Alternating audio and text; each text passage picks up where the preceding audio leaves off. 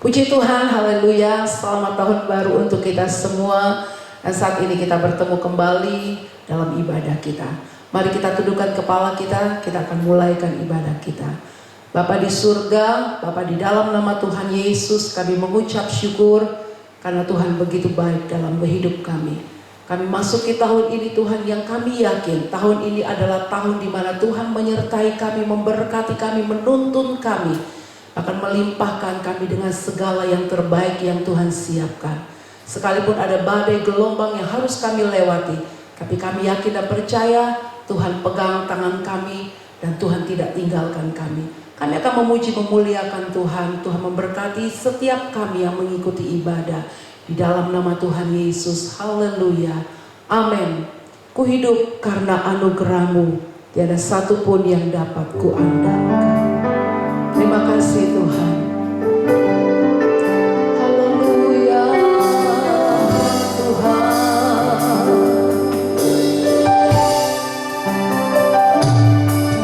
Ku hidup karena anugerah-Mu, tiada satupun dapat ku andalkan, semua karena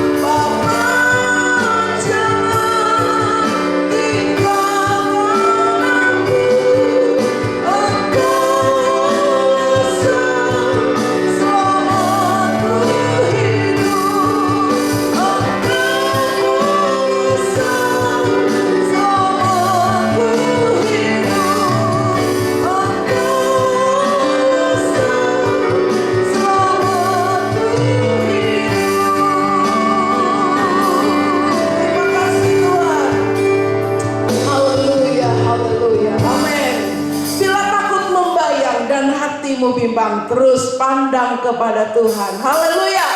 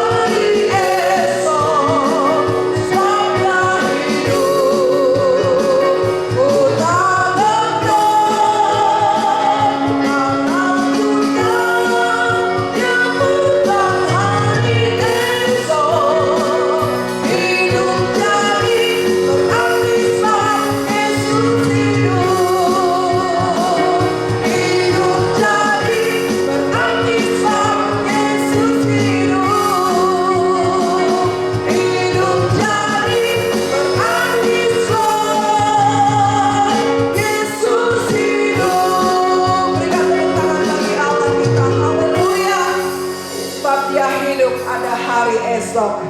Dan dia adalah kekuatan kita untuk menjalani hari-hari di sepanjang tahun ini. Tuhan adalah kekuatanku. Bersama dia kita akan terbang tinggi. Haleluya. Terima kasih Tuhan. Tuhan adalah kekuatanku.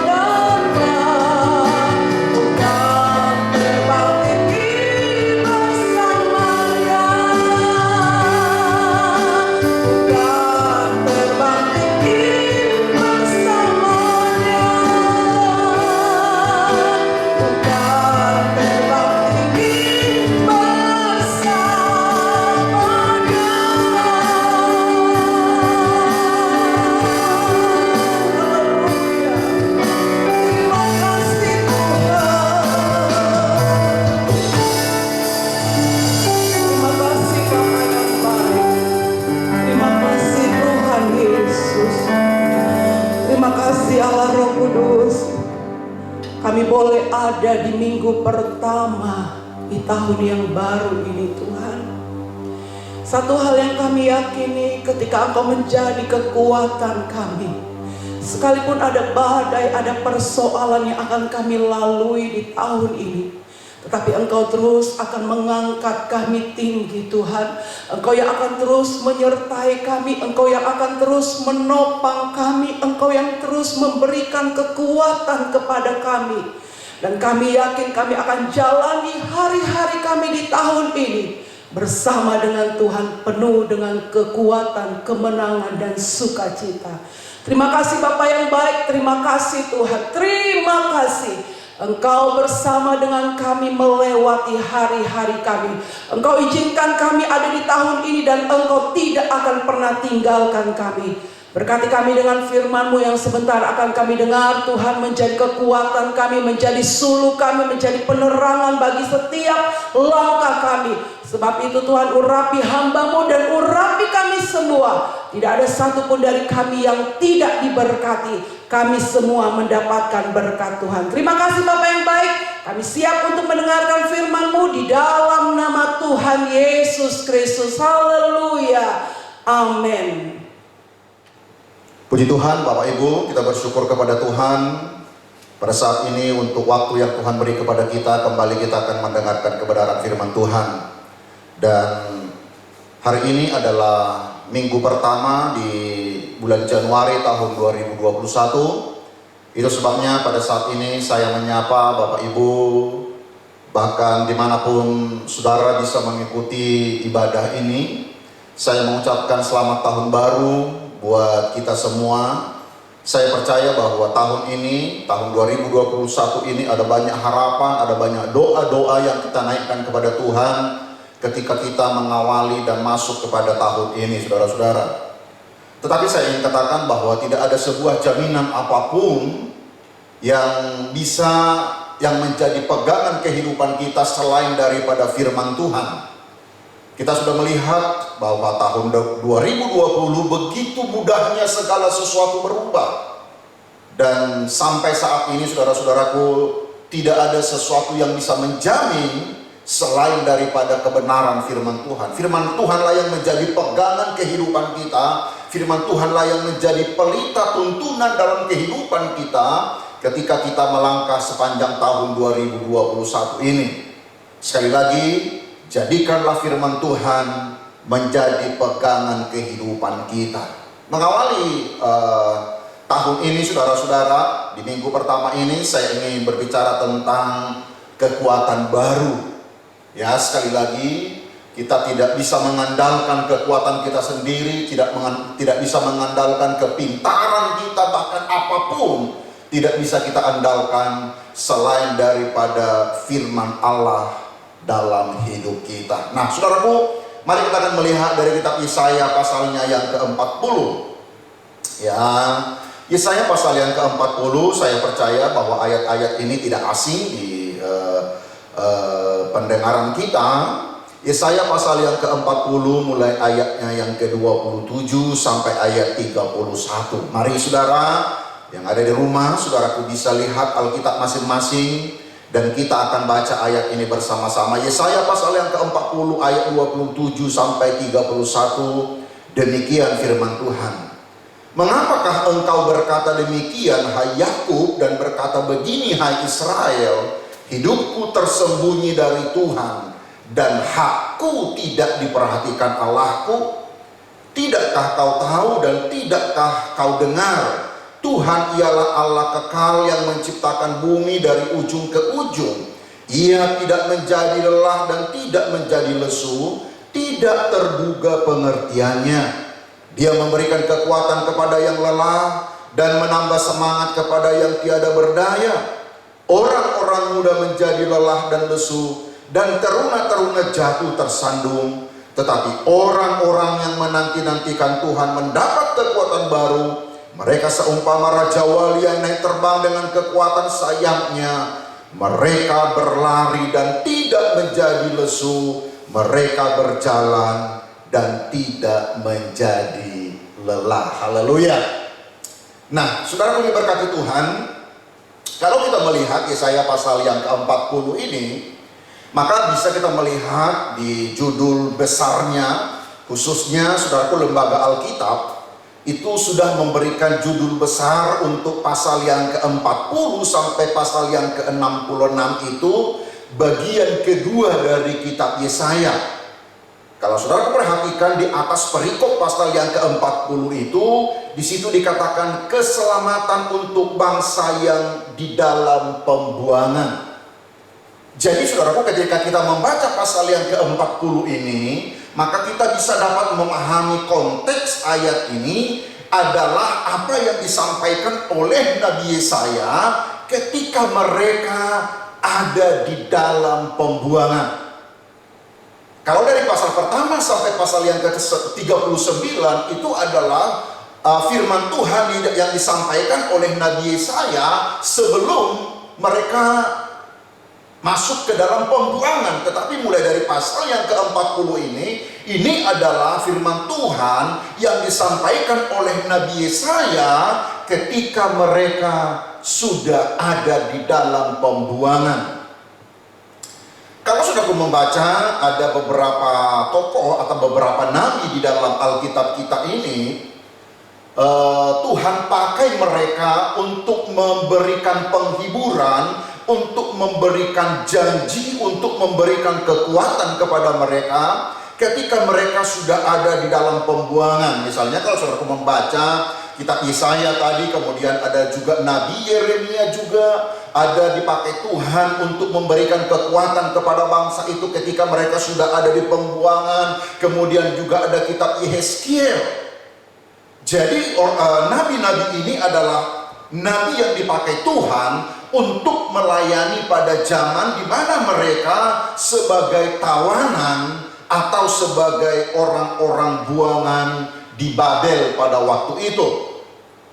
Mereka mengalami pencobaan yang berat. Mereka ditaklukkan oleh musuh, ya. Dan saudaraku, kita tahu bahwa kota suci mereka itu dihancurkan.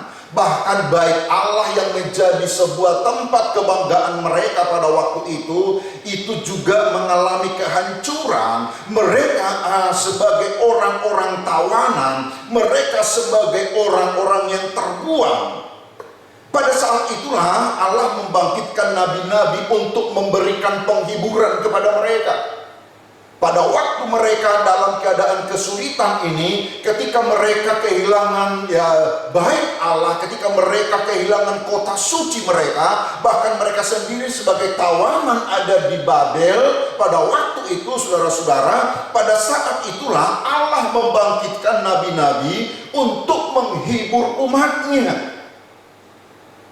Seringkali saudaraku, teguran-teguran Tuhan atau peringatan-peringatan Tuhan itu selalu disertai dengan pengharapan-pengharapan.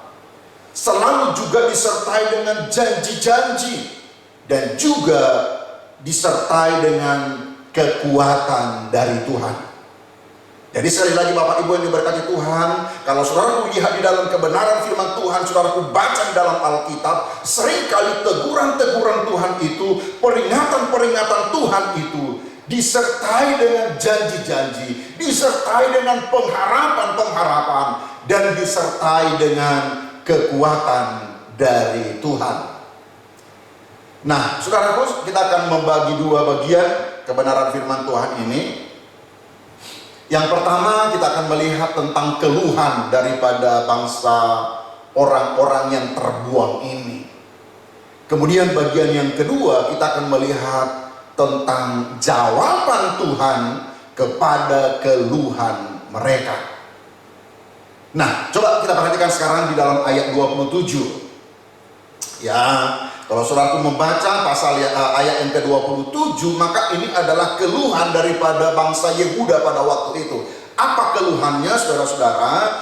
Apa keluhan daripada bangsa Israel? Mereka berkata begini, mengapakah engkau berkata demikian, hai Yakub, dan berkata begini, hai Israel? Perhatikan dulu saudaraku, hidupku tersembunyi dari Tuhan, dan hakku tidak diperhatikan Allahku. Jadi saudara-saudaraku, ini adalah keluhan daripada orang-orang yang tertawan ini. Ini adalah keluhan daripada orang-orang yang terbuang ini. Mereka ada dalam keadaan situasi yang sangat sulit, saudara-saudaraku. Dan dalam kondisi seperti ini mengakibatkan mereka mengeluh, mengakibatkan mereka mengeluarkan omelan-omelan. Dan keluhan ini, saudara-saudara, kalau saudara baca di dalam terjemahan asli, sebenarnya bisa kita tahu bahwa keluhan-keluhan mereka ini dalam bahasa aslinya kita bisa melihat bahwa keluhan ini bukanlah keluhan yang sesaat. Jadi keluhan daripada bangsa ini sebenarnya adalah sebuah keluhan yang panjang, saudara-saudaraku. Keluhan yang terus-menerus. Bukan seperti ketika saudara misalnya sedang berjalan, lalu kaki kita itu tertusuk duri, lalu kita mengeluh. Bukan seperti itu, saudaraku. Tetapi setelah duri diangkat, kemudian kita tidak mengeluh lagi. Tetapi di dalam ayat-ayat ini, saudaraku, bahwa bangsa ini keluhannya itu bukan keluhan sesaat, tetapi keluhan yang cukup panjang. Artinya, saudara-saudaraku, keluhan mereka itu, mereka telah katakan, sedang katakan, dan akan selalu mereka katakan. Jadi keluhan ini adalah sebuah keluhan yang panjang, saudaraku. Mereka sudah mengeluh, tetap mengeluh, dan akan terus mengeluh. Saya berharap dan saya berdoa kepada Tuhan, kalaupun ada hal-hal sulit dalam kehidupan kita, jangan biarkan ada keluhan, omelan-omelan yang berkelanjutan dalam kehidupan kita, saudara-saudara. Kalaupun situasi keadaan hari-hari ini membuat engkau sulit dan sukar dalam kehidupanmu, tapi sekali lagi, jangan mengeluh dalam berkelanjutan, saudara-saudara. Nah, kalau bangsa ini mereka mengeluh, apa isi keluhannya, saudara? Di dalam ayat 27 bagian B dikatakan, saudara perhatikan di situ dikatakan, hidupku tersembunyi dari Tuhan dan hakku tidak diperhatikan Allahku. Hidupku tersembunyi dari Tuhan dan hakku tidak diperhatikan Allahku. Apa maksudnya, saudara-saudaraku? Jadi ini adalah keluhan mereka. Dan saudaraku perhatikan keluhan ini mereka sampaikan adalah kepada Tuhan. Apa isi keluhannya itu? Hidupku tersembunyi. Di dalam terjemahan King James sebenarnya dipakai kata jalanku tersembunyi dari Tuhan dan hakku. Di dalam NIV hakku itu dipakai kata perkaraku tidak diperhatikan Allah. Jadi saudaraku, keadaan-keadaan sulit ini, situasi ketika mereka ada di dalam pembuangan ini, membuat mereka mengeluh kepada Tuhan. Dan keluhan itu adalah hidupku atau jalanku, kemudian juga perkaraku tidak diperhatikan Tuhan. Artinya apa, saudara-saudaraku? Bahwa di dalam ayat ini kita bisa melihat tentang hidupku, jalanku, artinya kehidupanku, keadaanku, perkaraanku, kesukaranku tidak diperhatikan oleh Tuhan. Dan kalau kita mau jujur, saudara-saudara, keadaan-keadaan seperti ini bisa menjadi sebuah keluhan dalam kehidupan kita. Barangkali saudaraku, tahun 2020 saudaraku sudah menaikkan doa kepada Tuhan. Ada yang engkau doakan kepada Tuhan dan itu tidak menjadi sebuah kenyataan. Barangkali saudaraku, karena kita begitu rindu apa yang kita doakan itu menjadi sebuah kenyataan, mungkin kita tambah dengan doa dan puasa. Dan kita sudah berdoa dan puasa, tetapi tetap belum menjadi sebuah kenyataan. Inilah keluhan daripada bangsa ini. Mereka katakan hidupku tersembunyi dari Tuhan, hakku tidak diperhatikan Tuhan, perkaraku tidak diperhatikan Allahku. Saya ingin katakan pada saat ini, saudara-saudara, Kalau bicara tentang hak, kalau bicara tentang hidup atau jalan, seringkali ketika itu tidak menjadi kenyataan, ketika itu tidak menjadi sebuah penggenapan dalam kehidupan kita, seringkali kita berkata sama seperti orang-orang Ibrani atau orang-orang Israel pada waktu itu. Tetapi coba kita pada saat ini bandingkan dulu, saudara. Ingat ya, orang Yahudi, orang Israel pada waktu itu mengeluh kepada Tuhan karena keadaan-keadaan sukar, karena kesulitan-kesulitan itu, saudara. Tetapi sebenarnya hampir semua tokoh-tokoh di dalam Alkitab juga mengalami kesukaran. Misalnya kalau saudaraku perbandingkan bagaimana keadaan bangsa Israel dengan Daud lah misalnya, saudaraku. Daud juga adalah orang yang banyak mengalami kesulitan-kesulitan. Daud juga banyak mengalami penderitaan-penderitaan. Kita tahu sebelum Daud diurapi menjadi raja, dia ada selalu di padang dengan, Alkitab berkata, dengan 2 ekor domba, 2-3 ekor domba. Ketika Daud menjadi seorang gembala dan dia ada di padang, saudara, keadaan kehidupannya itu baik-baik saja. Segala sesuatunya normal, dia kerjakan, dia jalankan. Tetapi ketika ada seseorang datang kepada Daud dan berkata bahwa Daud dipanggil dari padang, saudaraku, lalu dia dibawa, kemudian dia diurapi oleh Samuel, Nabi Samuel pada waktu itu, mulai saat itulah kehidupan daripada Daud itu banyak menghadapi kesulitan. Ketika dia ada di padang belantara, tidak ada kesulitan-kesulitan yang secara dicatat di dalam Alkitab, saudaraku. Hanya dikatakan bahwa dia membunuh singa, dia membunuh beruang, tetapi tidak pernah mendapat ancaman daripada orang. Tetapi setelah dia diurapi menjadi raja, saudaraku, ia menghadapi kesulitan yang semakin besar. Bahkan raja pertama di kerajaan Yehuda ingin membunuh dia, yaitu Saul. Ya, kerajaan Israel maksudnya, saudara-saudara. Tetapi kalau kita perhatikan, apakah Daud mengeluh? Apakah Daud berkata seperti orang Israel ketika ada di dalam pembuangan? Mereka berkata kepada Tuhan bahwa hidupku tersembunyi dari Tuhan dan hakku tidak diperhatikan Tuhan. Apakah Daud berkata seperti itu? Nah, coba kita lihat dulu, saudaraku, bahwa Daud berbeda di dalam Mazmur pasal yang ke-30. Mazmur pasal yang ke-30, walaupun Daud menghadapi hal-hal sulit dalam hidupnya, tetapi tolong perhatikan, dia punya pengakuan yang sangat luar biasa. Mazmur pasal 30 ayat yang ke-6. Mazmur 30 ayat yang ke-6, firman Tuhan berkata begini: sebab sesaat saja ia murka, tetapi seumur hidup ia murah hati. Sepanjang malam ada tangisan, menjelang pagi terdengar sorak-sorak. Inilah yang dikatakan oleh Daud di tengah-tengah kesulitannya. Saudara, perhatikan dulu. Sebab sesaat saja ia murka, tetapi seumur hidup ia murah hati. Saya mau tanya Bapak Ibu yang diberkati Tuhan, tolong perhatikan dulu ayat ini.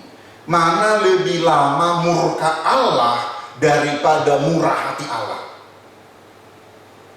Saya percaya kalau saudaraku baca ayat ini dengan baik-baik, saudaraku akan melihat bahwa jauh lebih panjang, jauh lebih banyak. Alkitab ini berkata, seumur hidup ia murah hati. Ada kalanya dalam kehidupan kita memang, saudaraku, bahwa Tuhan mendisiplin kita, Tuhan mendidik kita, Tuhan menghajar kita. Tetapi sekali lagi tujuan hajaran Tuhan dalam hidup kita supaya kita baik, supaya kita benar. Alkitab berkata bahwa Bapa yang baik, Ia tahu yang terbaik dalam kehidupan kita. Dan Daud katakan di dalam ayat ini, sesaat saja ia murka. Persoalannya adalah ada banyak kali kita selalu membalikkan ayat ini.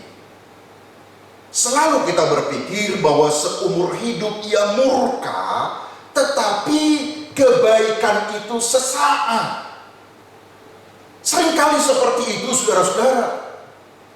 Tetapi tolong perhatikan, kebenaran firman Tuhan mengajar kepada kita, sesaat saja ia murka, tetapi seumur hidup ia murah hati. Artinya apa? Bahwa kemurahan Tuhan itu jauh lebih banyak, jauh lebih panjang. Bahkan Daud katakan itu seumur hidup ia murah hati. Kenapa bisa Daud berkata seperti itu, saudara-saudara? Karena Daud punya iman, Daud punya penundukan diri, Daud punya penyerahan diri, Daud punya roh yang lemah lembut. Maka dia melihat kepada Tuhan, dia berkata, sesaat saja ia murka, tetapi seumur hidup ia murah hati. Kalau Tuhan sedang mendidik kita pada hari-hari ini, percayalah tahun 2021, sepanjang tahun ini, engkau melihat Allah itu murah hati. Ada seorang penafsir Alkitab, saya kutip catatannya saudara-saudaraku, dia berkata begini, jika kita makmur, kita menelan berkat Allah tanpa merasa bahwa itu adalah berkat Tuhan. Tetapi jika suatu kesedihan atau sesuatu yang merugikan menimpa kita, kita mengeluh, itu kesalahan Tuhan. Sekali lagi saudara-saudaraku, jika kita makmur, kita menelan berkat Allah tanpa merasa bahwa itu adalah berkat Tuhan. Tetapi jika kita mengalami kesedihan atau sesuatu yang merugikan menimpa kita, kita mengeluh, itu kesalahan Tuhan. Artinya saudara-saudara, seringkali dalam kehidupan kita, ketika kita mengalami kesulitan, ketika kita masalah, kita selalu mempersalahkan Tuhan. Tetapi ketika kita nyaman, ketika kita diberkati, kita lupa bahwa itu adalah berkat Tuhan. Tetapi begitu kita rugi, begitu kita punya masalah, begitu kita punya problem, maka kita menyalahkan Tuhan. Tetapi sekali lagi Daud berbeda, sebab sesaat ia murka, tetapi seumur hidup ia murah hati. Sebabnya saudara-saudara, jangan dibalik ya, jangan dibalik bahwa tidak benar bahwa lebih panjang murka Allah. Tidak, saudaraku. Yang benar ialah seumur hidup ia murah hati. Nah, saudaraku, atas keluhan ini, coba kembali ke dalam kitab Yesaya pasal yang ke-40. Atas keluhan ini, maka Tuhan memberikan pertanyaan. Ya, saudara perhatikan di dalam ayat 28 dikatakan, ini adalah jawaban Tuhan. Dan saudara perhatikan, sebenarnya ini adalah jenis pertanyaan retoris namanya. Apa itu? Perhatikan dulu. Tidakkah kau tahu? Tidakkah kau dengar? Nah, ini sebenarnya saya katakan tadi, ini sebuah pertanyaan retoris. Artinya sebenarnya bahwa pertanyaan ini tidak memerlukan jawaban. Ini adalah sebuah pertanyaan yang semua orang-orang Israel sudah tahu jawabannya. Di dalam ayat 28, tidakkah kau tahu? Tidakkah kau dengar? Sebenarnya orang Israel itu tahu. Sebenarnya orang Israel itu sudah mendengar. Tetapi ini adalah sebuah pertanyaan retoris. Apa maksudnya, saudara-saudaraku? Lebih kepada penekanan. Ataupun hal yang kedua adalah, karena seringkali ketika kita menderita, sering melupakan yang kita tahu. Jadi kalau dipertanyakan begini dalam ayat ke-28 itu, tidakkah kau tahu? Tidakkah kau dengar? Jawabannya, mereka sebenarnya sudah tahu. Mereka sudah dengar. Karena mereka sering mendengar firman Tuhan, sering diajar firman Tuhan, mereka tahu itu. Tetapi sekali lagi, untuk menekankan yang mereka tahu itu, karena seringkali ketika kita dalam kesulitan, yang kita tahu itu kita lawan. Dan kalau kita perhatikan, ada 3 hal yang dibicarakan tentang Allah sebagai pertanyaan retoris tadi, saudara. Sebenarnya mereka sudah tahu itu, tetapi kembali ditanyakan sebagai bentuk penekanan. Yang pertama, saudara-saudaraku, di dalam ayat yang ke-28, perhatikan dulu apa yang ditekankan di dalam ayat ini. Tidakkah kau tahu dan tidakkah kau dengar? Yang pertama adalah Tuhan ialah Allah kekal. Orang-orang Yahudi tahu itu, Allah itu adalah Allah kekal. Hal yang kedua adalah yang menciptakan bumi dari ujung ke ujung. Ia tidak menjadi lelah dan tidak menjadi lesu. Dan yang ketiga adalah tidak terduga pengertiannya. Perhatikan dulu saudara-saudaraku, pertanyaan retoris di dalam ayat yang ke-28 untuk menekankan yang pertama adalah kekekalan Allah.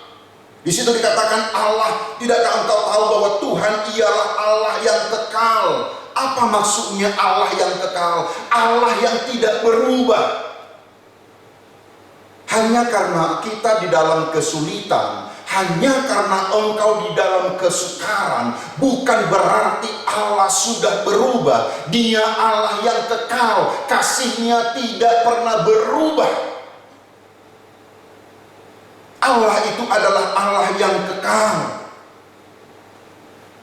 Hidup bisa berubah, keadaan bisa berubah, situasi kondisi bisa berubah, tetapi Tuhan tidak pernah berubah. Dia Allah yang kekal, yang seperti Daud katakan tadi bahwa kasih-Nya itu seumur hidup, kasih-Nya itu. Hanya karena kita menghadapi kesulitan, bukan berarti Tuhan berubah, saudara-saudaraku. Dia Allah yang kekal. Hal yang kedua, ya, masih di dalam ayat yang ke-28 itu dikatakan bahwa Allah itu tidak lelah. Ya, yang menciptakan bumi dari ujung ke ujung. Ia tidak menjadi lelah dan tidak menjadi lesu.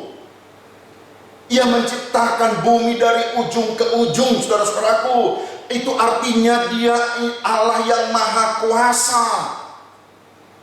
Menciptakan alam ini adalah sesuatu yang sangat mudah bagi Tuhan. Itu sebabnya Bapak Ibu yang diberkati Tuhan, saya ingin katakan, untuk menolong engkau, untuk memberkati engkau, untuk memberikan pekerjaan, untuk membuka usaha yang diberkati bagi Allah, itu adalah sesuatu yang sangat mudah. Bahwa Dia tidak menjadi lelah. Kalau menciptakan langit dan bumi ini saja, Dia hanya berfirman, Dia tidak menjadi lelah.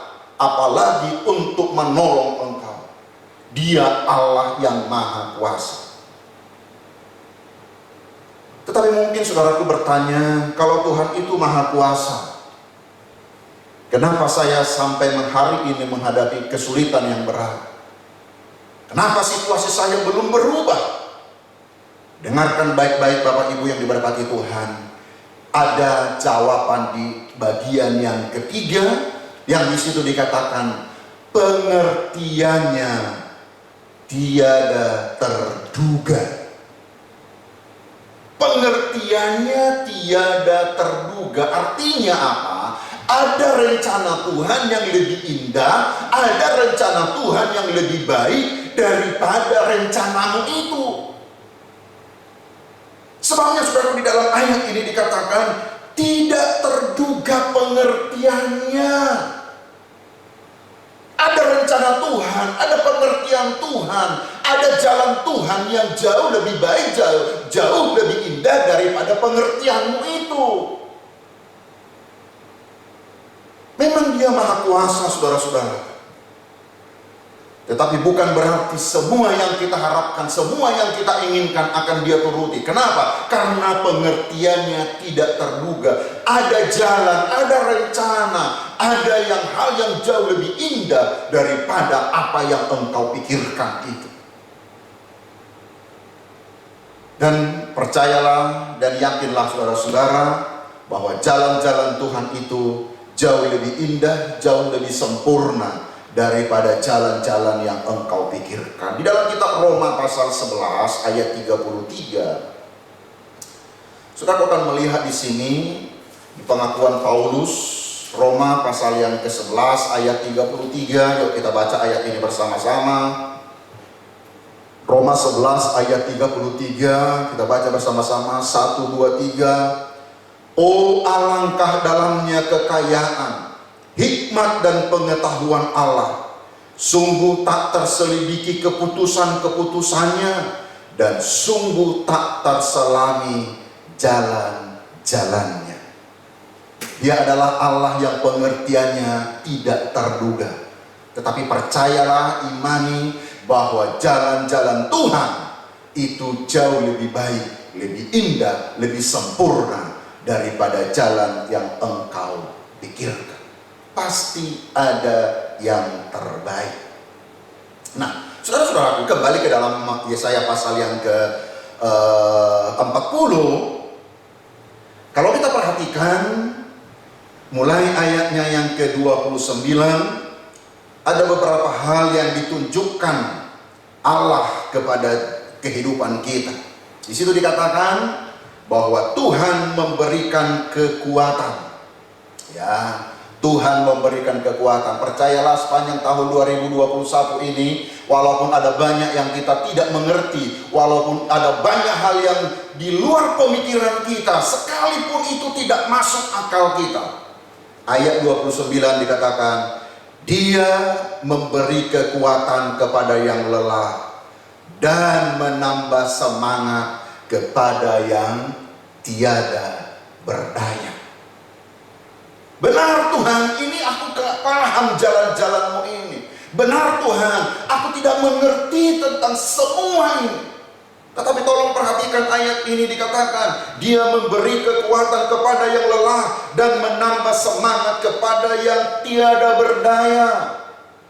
Jalanilah tahun ini bersama dengan Tuhan. Dia memberikan kekuatan kepada yang lelah, Dia memberikan semangat kepada yang tidak berdaya. Tuhan berikan itu kepada kita. Pada tanggal 1 saya sudah sampaikan kepada jemaat di tempat ini, sama seperti doa Musa kepada Tuhan. Ketika mereka akan melanjutkan perjalanannya, maka Musa menyampaikan sebuah doa kepada Tuhan. Dia berkata, kalau Tuhan sendiri tidak membimbing kami, jangan suruh kami berangkat dari sini. Artinya dia sangat memerlukan penyertaan Tuhan. Dia sangat memerlukan bimbingan Tuhan. Dia memberi kekuatan kepada yang lelah dan menambah semangat kepada yang tidak berdaya. Orang-orang muda menjadi lelah dan lesu, dan teruna-teruna jatuh tersandung. Tidak ada jaminan, saudara. Kekuatan secara fisik, teruna-teruna, orang-orang muda bisa mengalami kelelahan, bisa tersandung dalam kehidupannya. Sekuat, sehebat apapun seseorang, orang-orang muda menjadi lelah, teruna-teruna tersandung. Tapi tolong perhatikan ayat 31. Orang-orang yang menantikan Tuhan mendapat kekuatan baru. Mereka seumpama Raja Wali yang naik terbang dengan kekuatan sayapnya. Mereka berlari dan tidak menjadi lesu. Mereka berjalan dan tidak menjadi lelah. Bapak Ibu, jemaat yang diberkati Tuhan, menanti-nantikan Tuhan artinya sabar. Di tengah-tengah kesulitan, tengah-tengah kesukaran yang engkau hadapi, ingat, ada tangan Tuhan yang sedang menuntun engkau. Ada rencana Tuhan yang jauh lebih sempurna dari rencanamu. Kalau ada banyak hal yang sudah terjadi dalam hidupmu, ingatlah sekali lagi, itu adalah sebuah kasih karunia Tuhan. Bersyukur untuk itu.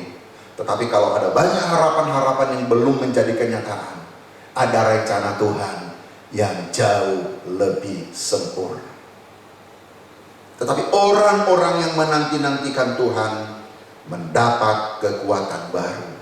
Seumpama seraja wali yang naik terbang dengan kekuatan sayapnya, mereka berlari dan tidak menjadi lesu. Mereka berjalan dan tidak menjadi lelah. Masih panjang tahun ini saudara-saudara, tetapi sabarlah. Nantikan Tuhan, Dia akan memberikan kekuatan dan Ia akan memampukan kita berlari tidak menjadi lesu, berjalan tidak menjadi lelah. Tutup Alkitab saudaraku, mari kita akan menyembah Tuhan dengan sebuah pujian, sebuah keyakinan kita. Kekuatan di hidupku, ku dapat dalam Yesus. Haleluya. Terima kasih Tuhan.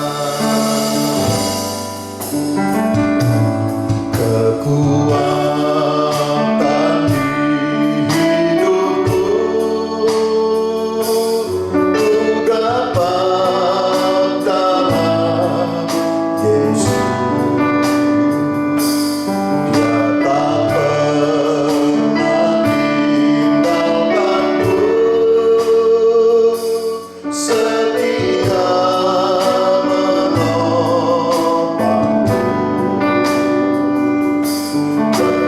berseru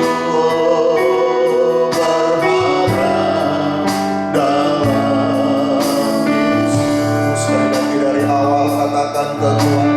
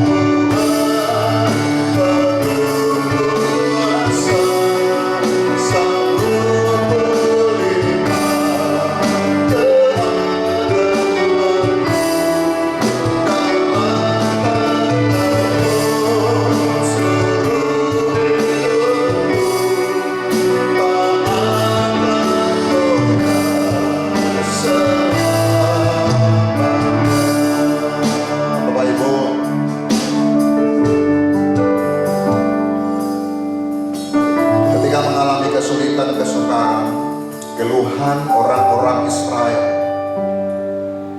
Hidupku tersembunyi dari Tuhan, dan hakku tidak diperhatikan Allahku. Mereka berkata bahwa kehidupanku, keadaanku, perkaraku, kesukaranku tidak diperhatikan.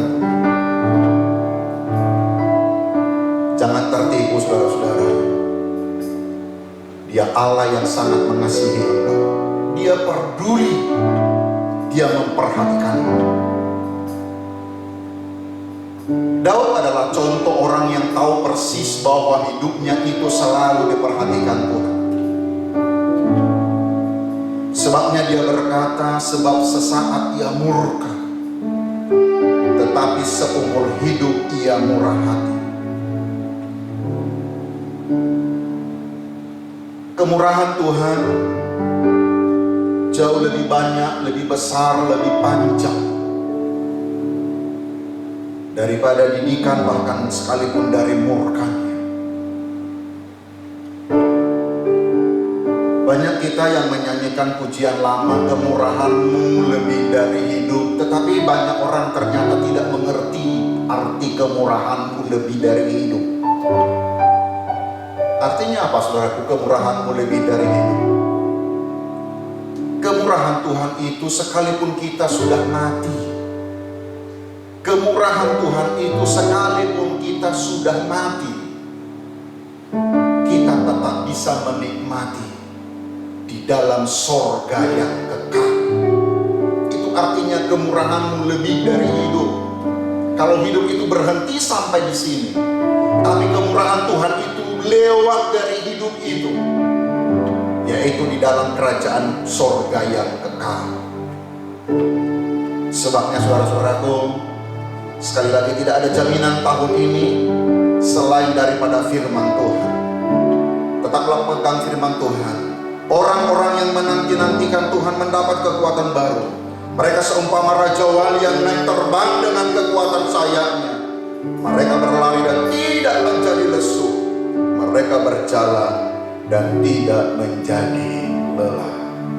Mari angkat tangan kananmu, kita angkat balik ke referennya ajaib Tuhan, dan kita akan berdoa. Haleluya.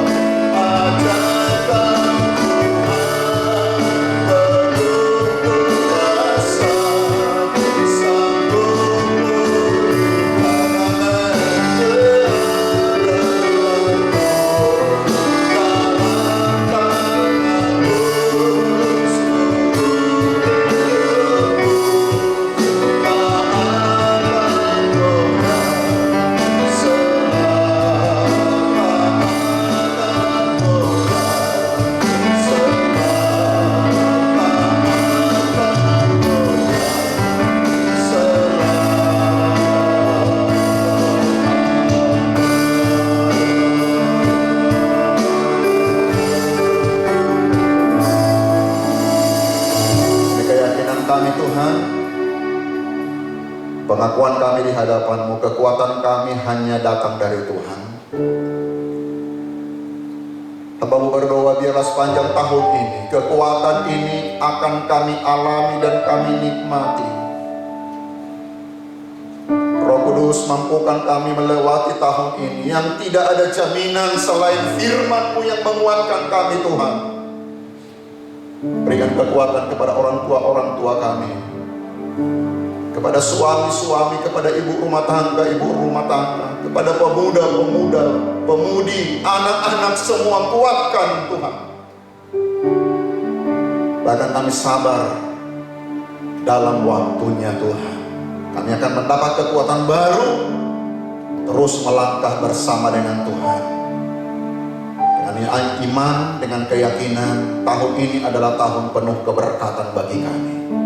Terima kasih Tuhan, berkati setiap jemaat-Mu, berkati setiap telinga yang mengikuti ibadah ini. Yang lemah Engkau kuatkan, yang sakit disembuhkan, dalam peperangan mengalami kemenangan.